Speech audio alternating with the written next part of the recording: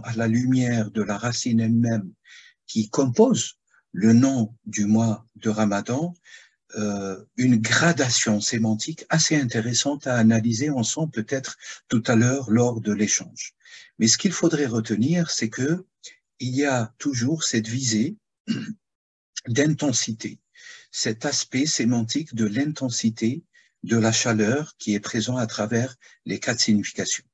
Bien sûr, le mois de Ramadan, vous le savez très très bien, est attesté dans le Coran, il est attesté dans la 2e grande sourate coranique, à savoir sourate la vache, si j'opte pour cette traduction, donc sourate al-Baqarah bil-lugha al-arabiyya, et dans le signe 185 de cette sourate, le signe 184, le signe 185 et le signe 186, vous avez ces 3 signes où Dieu déploie pratiquement les principes et les caractéristiques autour du mois de Ramadan et autour de l'observation, pour ne pas dire l'observance, du jeûne pendant le mois du Ramadan comme prescription divine. Et donc, par conséquent, le mois de Ramadan, vous le savez, juste pour rappeler de manière générale, fait partie des 5 fondements de l'islam, à savoir la profession de foi, attestation de l'unicité de Dieu, attestation que Mohammed est le messager sceau de tous les prophètes et messagers, l'axialité de la prière, l'accomplissement de l'axialité de la prière, l'acquittement de la purification par l'aumône, et bien sûr, l'observance et l'observation fidèle du jeûne, et on va rentrer dans les détails du jeûne du mois de Ramadan. Alors bien sûr, dans ces 3 signes coraniques, mais très très chers, Dieu nous dit tout simplement que à la lumière du signe 183, ô vous croyants, on vous a prescrit le siyam, donc le jeûne, comme on l'a prescrit à ceux devant vous, ainsi atteindrez-vous la piété. Ya ayyuhalladhina amanu kutiba alaykumus siyam kama kutiba alal ladina min qablikum la'allakum tattaqun. Alors dès le début de ce premier verset qui fait partie d'un trio, parce qu'il y a seulement 3 versets qui sont explicitement autour de la thématique du mois de Ramadan et du jeûne dans le Coran, sont rentrés dans l'évocation, si vous voulez, des signes de la purification générale, de l'excellence, parmi lesquels et desquels on convoque l'excellence aussi à réfléchir concernant le mois du Ramadan et qui font partie de ce qu'on appelle une catégorie des signes autres que ces 3 signes qui sont le 183e, le 184e et le 185e de la 2e grande sourate dans l'ordre chronologique du Coran. Donc, ô vous les croyants, vous a prescrit à Siyam, comme on l'a prescrit à ceux d'avant vous, ainsi atteindrez-vous la piété. Si vous voulez, cette prescription, on le voit de manière incontestable, est une prescription à partir de la révélation de l'événement de Sayyiduna Rasulullah alayhi salatu salam, prière connective sur lui et salutations élévatrices pour lui. Et Dieu nous atteste dans ce signe coranique que c'est la même prescription qui a été prescrite, ordonnée à ceux qui ont précédé la communauté de Mohammed alayhi salatu wassalam. J'ouvre une petite parenthèse, mais très très chère, la communauté Qawm, ou Ummat, pardon, Ummat Mohammed alayhi salatu wassalam, ça signifie tous les êtres humains qui vivent à partir de son événement historique, parce que ils sont censés avoir un rapport avec lui, de loin ou de près. Et dans ce signe, premier signe coranique, c'est une prescription, kutiba, qui est exprimée par la racine kataba, prescription réunificatrice, car la racine kataba signifie la réunification ou la réunion, la synthèse des choses. Donc cela signifie que c'est une confirmation d'une prescription légale à toutes les communautés par le biais des envoyés de Dieu, des prophètes de Dieu et des messagers de Dieu. Et par conséquent, nous pourrons mettre si vous voulez, une première remarque, c'est que le jeûne, en tant que mois sacré, en tant que mois d'observance et d'observation sacrée, est une affaire universelle et non pas seulement est une affaire musulmane. Souvent, les musulmans, je partage, si vous voulez, l'idée avec vous, c'est une remarque que je trouve très intéressante pour pouvoir élucider, exprimer aussi les vocations suprêmes inhérentes à la révélation et inhérentes aux enseignements du prophète Mohammed alayhi salatu wassalam, de sa vocation, à savoir, ou de sa mission miséricordieuse pour tous les mondes. Nous ne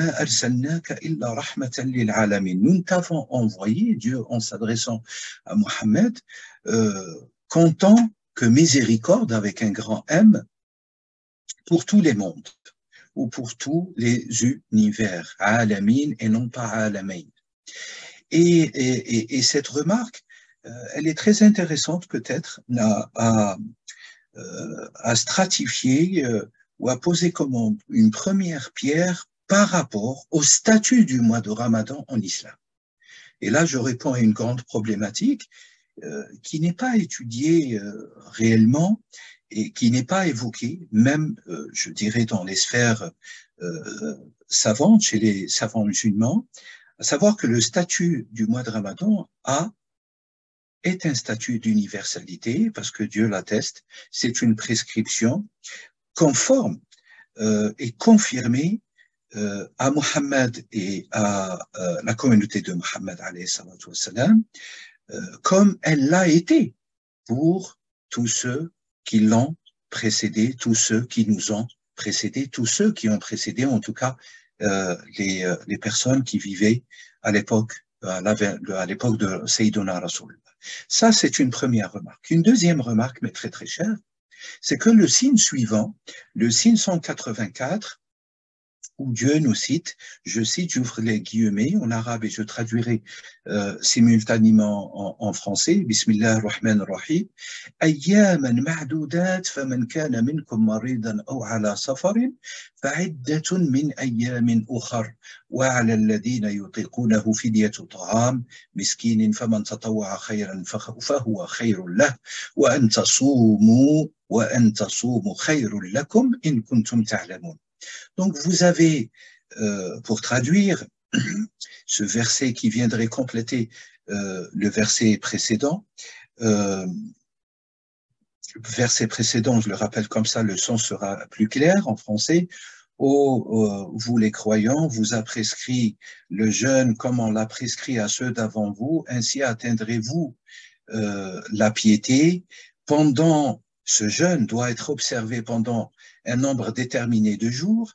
Quiconque d'entre vous est malade ou en voyage devra jeûner un nombre égal d'autres jours, mais pour ceux qui ne pourraient le supporter, entre parenthèses, avec grande difficulté, qui ont la difficulté à pouvoir le supporter pour X raisons, raisons médicales, raisons de voyage, raisons aussi mentales, etc.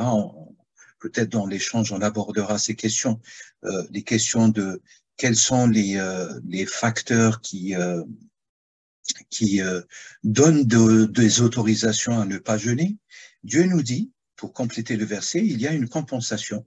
Nourriture à un pauvre, à titre d'exemple, et si quelqu'un fait plus de son propre gré, c'est pour lui. Ainsi, il est mieux pour vous de jeûner. Ainsi, il est mieux pour vous de jeûner si vous saviez.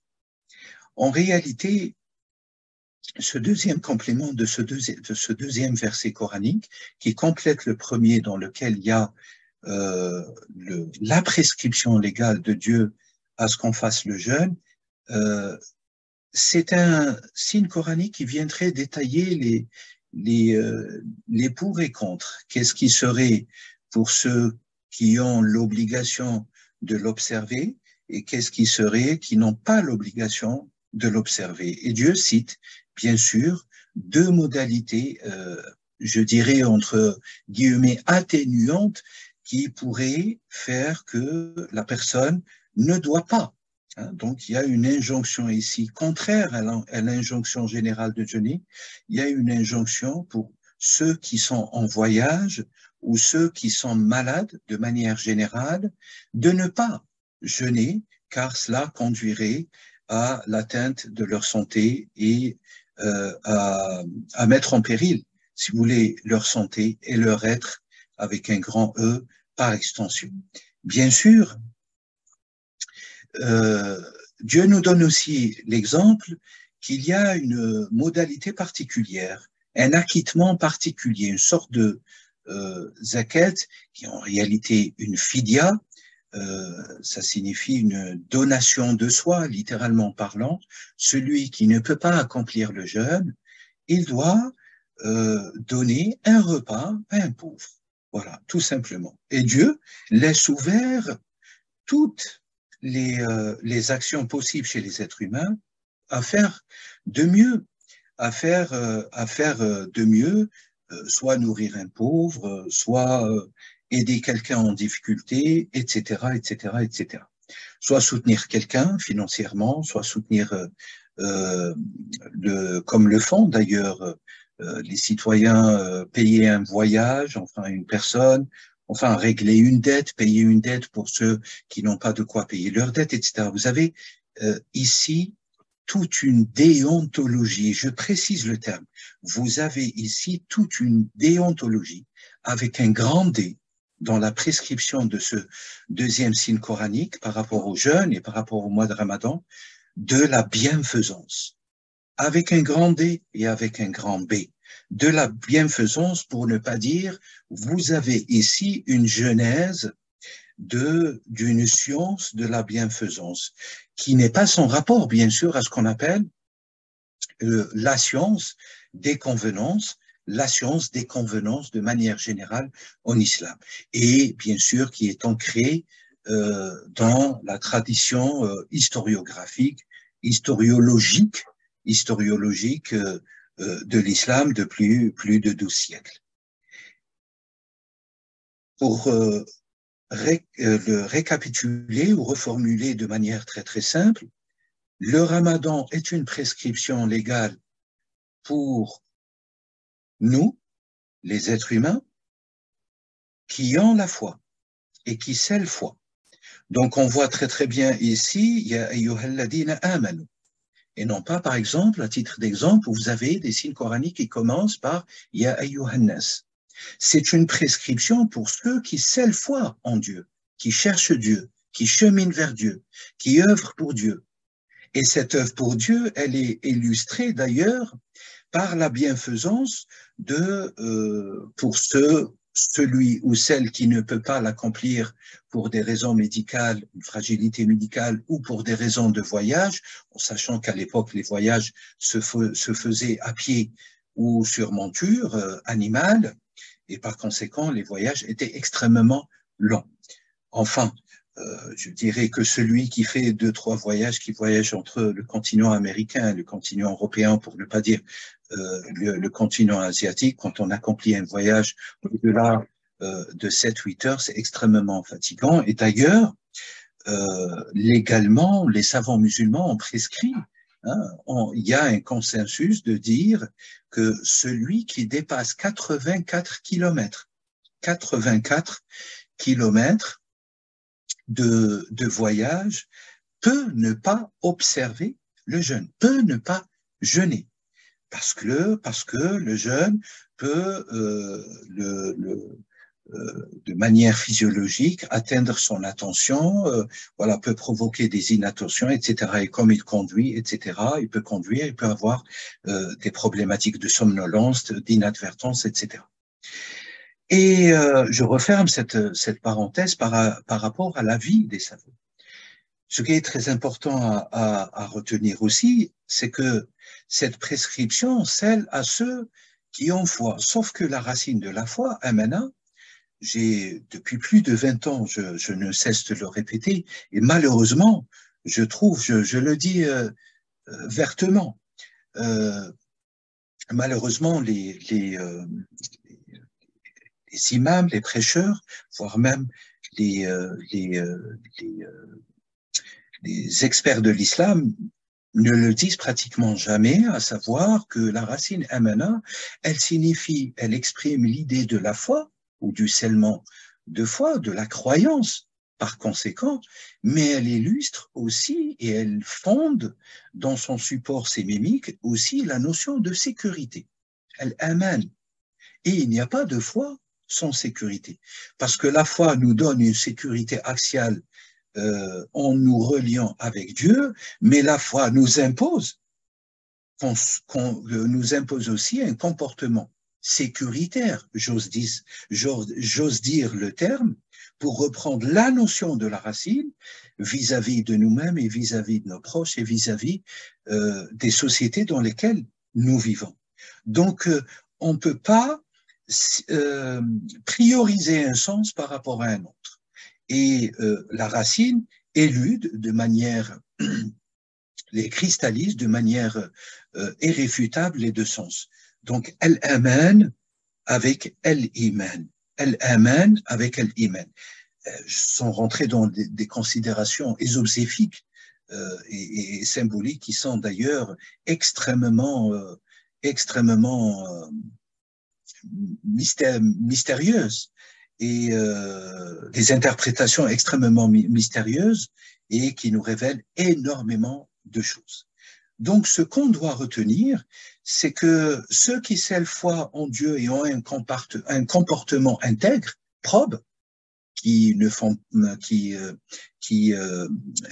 œuvrent aussi à protéger ce scellement de foi avec Dieu, par aussi le bon comportement et par la bienfaisance pour ceux qui sont dans le besoin, à l'instar des pauvres qui n'ont pas de quoi manger, tel que le signe coranique l'atteste. C'est à cela que la prescription obligatoire de Dieu s'adresse, d'abord. Et que cette prescription, elle est universelle, parce que c'est la même qui a été confirmée, bien sûr, déclarée par Dieu dans cette sourate, et qui a été confirmée par Dieu comme prescription légale, législatrice pour Mohammed et toute la communauté à partir de son événement jusqu'à la fin de cette existence, à savoir l'humanité. Au-delà de tout cela, nous avons un troisième signe coranique qui est très important et dans lequel Dieu cite littéralement le mois de Ramadan. Et je le lirai en arabe, puis en français. Bismillah ar-Rahman ar-Rahim. Shahru Ramadan alladhi unzila fihi al-Qur'anu hudan lin-nas wa bayyinatin min al-huda wal-furqan faman shahida minkum ash-shahr falyasum wa man kana maridan aw ala safarin fa'iddatun min ayyamin ukhar yuridu Allahu bikum al-yusr wa la yuridu bikum al-usr ولتكملوا العدة ولتكبروا الله على ما هداكم ولعلكم تشكرون. Alors bien sûr, ce signe 185 de la sourate Al-Baqarah, Dieu nous dit le mois de Ramadan au cours duquel le Coran a été descendu comme guidance pour les êtres humains. An-nas, c'est les êtres humains, mais qu'on pourrait aussi, parfois, on pourrait rencontrer la traduction des gens par le vocable gens. Mais en réalité, An-nas, min anasa, qui vient de la racine anasas, les êtres humains, les êtres du genre humain. Le mois de Ramadan, au cours duquel le Coran a été descendu comme guidance pour les êtres humains, épreuve bayinat, épreuve irréfutable, min al-huda, de la bonne direction, et bien sûr du discernement. Là, je traduis al-Furqan, mais je reviendrai sur le mot al-Furqan un peu plus tard. Donc, quiconque d'entre vous, les êtres qui ont foi en Dieu, qui cherchent Dieu, qui cheminent pour Dieu, qui œuvrent pour Dieu, et qui font du bien aux autres, aux nécessiteux. Pour résumer, si vous voulez, les grands principes des deux signes coraniques qui ont précédé celui-là, celui que je traduis actuellement. Donc, quiconque d'entre vous, d'entre nous, entre crochets et présents, en témoigne de ce mois, est vivant, il en témoigne, il est vivant et le mois arrive, il sait que c'est le mois de Ramadan, qu'il jeûne. Donc, nous avons ici une injonction divine de jeûner. Et quiconque est malade ou en voyage, alors qu'il jeûne un nombre égal d'autres jours. Donc, vous avez une répétition, une insistance dans deux signes coraniques, dans les paroles de Dieu révélées à Mohammed alayhi salam, sur la question, si vous voulez, de ce qu'on appelle al-rukhas, les autorisations spécifiques pour ne pas jeûner. Le voyage et l'état de maladie. Le voyage et l'état de maladie. À condition de récupérer, de rejeûner, de jeûner ces jours-là, tout au long du reste des jours de l'année.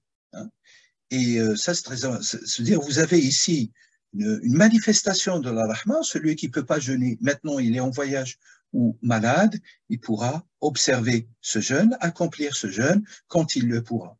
Et souvent, d'ailleurs, ce que les savants musulmans recommandent, à ce que tous ceux qui ont une fébrilité, qui ont des problèmes de santé ou qui voyagent énormément, etc., qu'ils récupèrent, qu'ils jeûnent ces jours-ci pendant l'hiver, à titre d'exemple, où les journées sont très courtes et comme ça pérennise la probité, la protection de leur santé.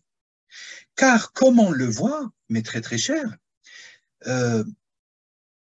et c'est ça qui est assez édifiant dans ces deux signes coraniques 184 et 185, c'est que l'insistance de Dieu d'autoriser ou d'abroger le jeûne, alors que c'est une prescription pour ceux et celles qui croient, cette insistance, elle a une finalité sacrée, elle a une finalité erratique, elle a une finalité ontologique, et cette finalité, c'est la préservation de la vie.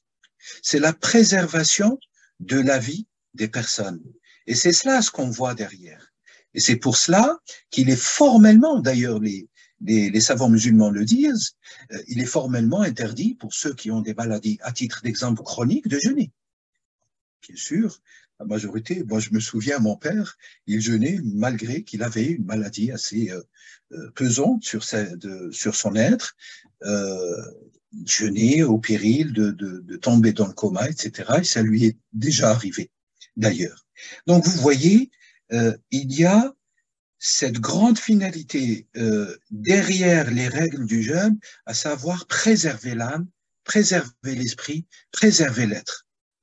Dieu ne nous enjoint pas à accomplir le jeûne pour la destruction de nos êtres, pour pouvoir perdre la vie, pour pouvoir dérégler les systèmes que lui-même a mis, qui régissent notre être et notre vie, notre corporalité et tous les systèmes les plus complexes de notre création. Dieu préserve et vise toujours par ses abrogations concernant le jeûne à la préservation sacrée de l'âme et de la vie humaine. Et puis, vous avez dans ce signe coranique aussi des indications extrêmement importantes, en tout cas à mes yeux très importantes, que je résumerai en 4 points. Le premier, c'est que Dieu nous ordonne as-siyam et il ne nous ordonne pas as-sawm.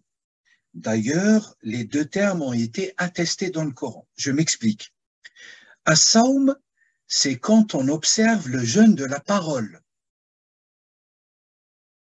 et de toutes les facultés humaines. Ça veut dire être coupé du monde, rentrer dans ce qu'on appelle, et les maîtres spirituels qui sont présents, que je salue, et mes très très chers aussi, de manière générale, les sages, les prophètes et les messagers le savent très très bien, à savoir une retraite spirituelle. As-sawm désigne cette retraite spirituelle où on communique plus, on parle plus, on converse plus avec les êtres, avec les semblables. Et bien sûr, on n'écoute pas tout le parasitage de nos environnements, des sociétés, etc., etc. Et c'est une observation, injonction qui corrobore beaucoup plus ou qui vise beaucoup plus à ce qu'on appelle la retraite spirituelle, que les sages pratiquent depuis Adam et jusqu'à la fin des temps. Adam alayhi salam. à la lumière des enseignements de tous les prophètes et les messagers, à la lumière de l'enseignement, bien sûr, terminal, synthétique de Sayyiduna Rasulullah alayhi salatu wassalam. Deuxième point dans ce signe coranique, l'insistance, je l'ai déjà dit, je ne le répète pas, sur les abrogations par rapport à ceux qui sont malades ou faibles et à ceux qui voyagent, par rapport au risque de voyage. Troisième point, c'est la question d'accomplir le jeûne. Le jeûne restera toujours une prescription, une injonction, pour ne pas dire un ordre de Dieu, pour les croyants bien sûr, tout au long de l'année. Car celui qui ne peut pas accomplir une journée, 2 journées ou tout le mois du mois de Ramadan pourrait l'accomplir au moment où les dispositions, bien sûr, saisonnières, les dispositions climatiques le permettent pour qu'il puisse l'observer ou pour qu'il puisse l'accomplir. Donc ça, il faut pas aussi perdre de vue, car souvent, vous avez des croyants, pratiquants ou pas, au moment de l'observation du jeûne, lorsqu'ils sont dans l'incapacité de jeûner, après le mois de Ramadan, ils oublient et ne rattrapent pas ces journées. C'est une dette, et c'est une dette sacrée auprès de Dieu. Quatrième point, et je m'arrêterai là, c'est la question dans ce signe coranique de takbira. Je viens de le dire, alors takbira, c'est le fait de dire Allahu Akbar. Mais en réalité, nous avons, et je crois que cela nécessite tout un cycle de conférences sur cette formule, d'ailleurs, qui est dévoyée de son sens erratique, de ses visées sacrées et de ses finalités suprêmes pour notre monde et pour, je dirais même, l'eschatologie, les mondes à venir, après la mort dans cette vie, voilà, tout un cycle de conférences sur la métaphysique et les finalités suprêmes de la formule Allahu Akbar. Imaginez-vous, je ne vous apprends rien, aujourd'hui nous sommes dans un monde où les pires parmi les êtres humains utilisent cette formule. Et là, je citerai les criminels, je citerai les assassins, je citerai les terroristes, je citerai tous ceux qui arrachent la vie et qui s'arrachent la vie sans raison, sous couvert, et en déformant, en déviant les secrets prophétiques et divins qui sont dans cette formule. Littéralement, Allahu Akbar, ça signifie Dieu est infiniment, abondamment et toujours en progression, entre crochets, plus grand que tout. Alors, qu'est-ce que ça signifie dans la réalité de notre petitesse, nous les êtres humains? Ça signifie que quand la prière, et c'est l'acte initiateur du rite, le premier, le fondement, le pilier de la prière en islam. La prière s'initie, s'amorce, on rentre dans cette connexion avec Dieu dans la prière en disant Allahu Akbar et en levant les deux mains ainsi. En réalité, cela signifie que Allah est infiniment et de plus en plus grand par rapport à nous et par rapport à nos actes. Si Allahu Akbar, c'est que moi, mon être, il est rien du tout. Il est asrar. Car nous sommes à l'opposé du Créateur. Nous sommes que la créature. Et donc, on voit très très bien que l'enseignement autour de la métaphysique, mais je vais aller très très vite parce que ce n'est pas l'objet de notre conférence ce soir, mais on pourra en parler. Cette formule Allahu Akbar, elle ramène tous les êtres à leur primordialité, à leur, ce qu'on appelle en latin l'humus, à leur ontologie terrestre, à leur humilité terrestre, à cet aspect de l'être qui est le plus humble, le plus humilié, le plus bas devant la manifestation de la grandeur de Dieu. Allahu Akbar, c'est la grandeur de Dieu, une grandeur à l'infini. Et par conséquent, les usages dévoyés partout à des degrés extrêmement différents, pose véritablement problème, dévoie, déroge, corrompt réellement les enseignements de l'islam, les enseignements de la langue de l'islam, les enseignements de la spiritualité universelle et les enseignements, bien sûr, des rites prophétiques que le prophète alayhi salam nous a légués et que tous les prophètes et messagers ont transmis par révélation divine et par choix divin. Voilà, je referme cette grande parenthèse juste avant de vous donner la parole, ça fait à peu près un peu plus d'une demi-heure que j'expose et j'ai envie de partager avec vous 3 ou 4 traditions concernant le mois de Ramadan. Vous avez une tradition qui n'est pas celle du prophète. Ce n'est pas le prophète qui a dit ce qui suit. C'est un compagnon du prophète qui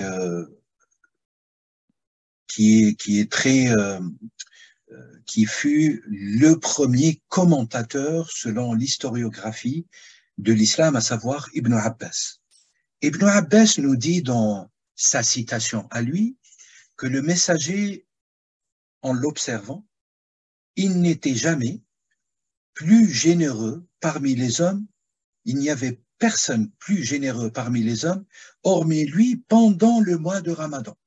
Et là, il y a un enseignement très subtil, très important aussi à relever que j'ai envie de transmettre et j'ai envie de le partager et dont on a un peu la responsabilité aussi de partager autour de nous. Le messager n'était jamais plus généreux parmi les hommes que durant le mois de Ramadan, nous dit Ibn Abbas. Plus encore, il nous dit, lorsqu'il rencontrait Gabriel, paix intégrale sur lui, Sayyiduna Jibril, donc Gabriel qui est l'archange Gabriel qui est descendu pour transmettre les paroles de Dieu à Muhammad alayhi salam, car dans chaque nuit du mois de Ramadan, il descendait rencontrer le prophète alayhi salatu wassalam. Et le messager était plus généreux, nous dit Ibn Abbas, que les vents envoyés, que les vents qui ramènent les nuages,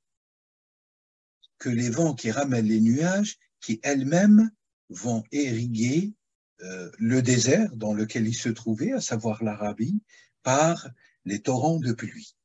Vous voyez, l'image est extrêmement forte, bien sûr, on est dans un champ où l'imaginaire est extrêmement fort chez les Arabes d'Arabie à cette époque-là, mais c'est surtout ce qu'il faudrait retenir de cette tradition, de ce premier exégète du Coran, qui fut un des compagnons du Coran, qui, tradition nous dit, il avait 9 ans, et à l'âge de 9 ans, le messager, Muhammad alayhi salam, a massé comme ça 3 fois son cœur. Il lui a fait l'invocation suivante. Oh Allah, donne-lui la science et augmente sa compréhension de la religion, en ce qui concerne Ibn Abbas. Une deuxième tradition, Abu Huraira, un compagnon du prophète, une des mémoires des traditions prophétiques, des 10 prophétiques, ce qu'on appelle les paroles du prophète. Abu Huraira, un compagnon d'ailleurs qui a reçu l'ordre de Rasulullah de mémoriser seulement les paroles prophétiques. Et ça, c'est une tradition aussi attestée. Il nous dit, le prophète a dit, le mois de Ramadan vous est venu. C'est un mois béni de Dieu qu'il vous a imposé de jeûner. Durant ce mois-ci, les portes des cieux sont ouvertes. Les portes des cieux sont ouvertes. Et les grands sages de l'humanité savent très très bien que les portes des cieux sont ouvertes d'une manière extrêmement subtile. Et que cette ouverture, si vous voulez, elle est stratifiée. Pour finir le hadith, et les portes de la géhenne sont fermées, et les diables sont enchaînés. Les diables sont enchaînés. À Allah, dans ce mois-ci, une nuit, meilleure que 1000 nuits. On va certainement l'évoquer, parce que dans le mois de Ramadan, il y a la nuit qui est meilleure que la valeur de 1000 nuits.